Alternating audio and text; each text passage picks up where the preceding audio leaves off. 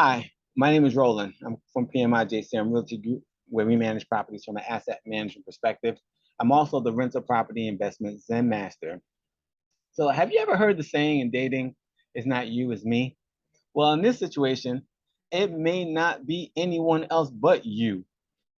If you're tired of terrible tenants, change these four things about your process and you'll get better results. Now, I always tell people that the best way to keep a bad tenant out of your property is to not let them in the first place. Sometimes we do things and we make mistakes and we don't even know it, but we're still getting the same results. You know, they say the definition of insanity is doing the same thing over and over and over again and expecting a different result. And so in this article, what I'm going to talk about are different things that you can look at or look for or look to try to change to get you a different result in terms of the type of tenants that you have in your property. And so the first thing that you want to do is you want to conduct a pre-screening audit. So you want to make sure that you understand what you're looking for when you have these tenants applying for your property. Number one, do they have sufficient income to support the rent for the property? Number two, you want to confirm stable employment and income levels.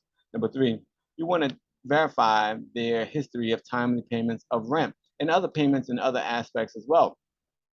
I had someone contact me for a property recently, and they said, you know, I want to pay a year up front, which is always a red flag when someone automatically wants to pay a year up front.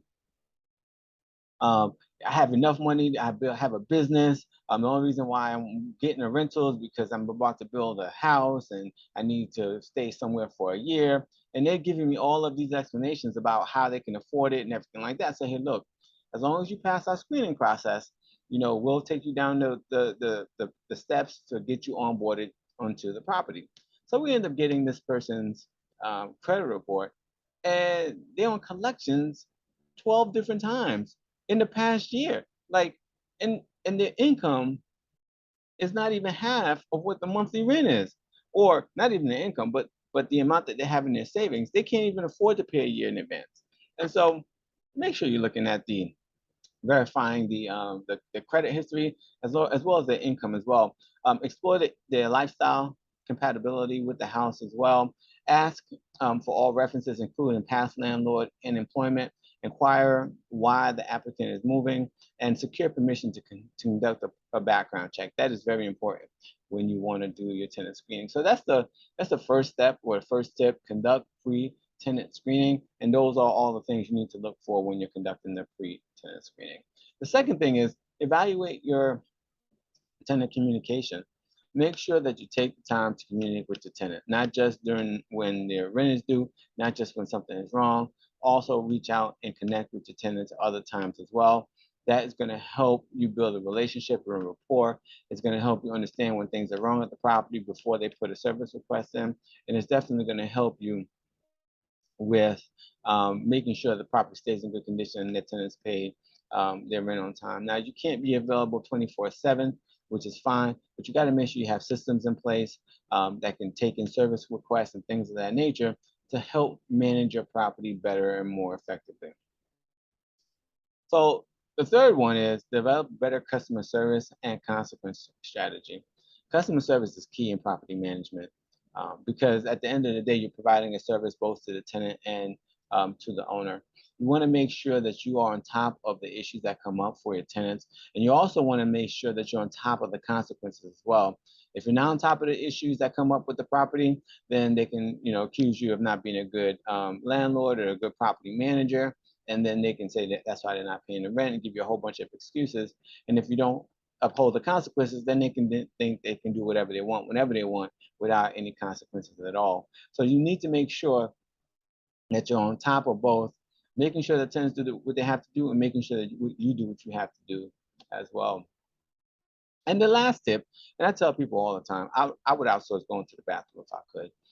Bring a property management partner into the mix. And the reason why I say that is not because I'm a property manager, is because you're, and this is not tax advice, so don't take it as tax advice. That's your disclaimer. But property management services are tax deductible, right? If you can have someone do work and then you can have that work tax deductible, meaning it gets deducted from your income that you get taxed on at the end of the year, it's a win for you. So why try to do everything yourself when you can get a partner that's an expert that can do it on your behalf, and then you can have that amount deducted from your taxes? It's as if you're not paying for it at all. I mean, you are paying for it up front, but on the back end, it gets deducted from your taxes. You don't get taxed on that income, on that amount for your income, right? So it's a no-brainer, right? If I could, I'd buy so much more things in life if what I purchased was tax deductible, right? That's what everybody look for, things to tax deduct, right? Property management services is one of them. At PMI JCM Realty Group, we're routinely sharing the latest in rental property investment, including emerging trends in Tampa in the real estate market. If you're looking to drastically improve your landlord experience and bottom line, sign up for our free webinar where we will teach you how to streamline your rental property portfolio for maximum growth. It is a topic that you don't want to miss. Not only will we talk about this, but we'll show you how to guarantee your rent even if the tenant doesn't pay, how to make tenants bid on your property to increase your revenue and cash flow, tax strategies and advantages to try to reduce your tax liability to zero. So something you don't want to miss. And then on top of that, we have our Facebook group.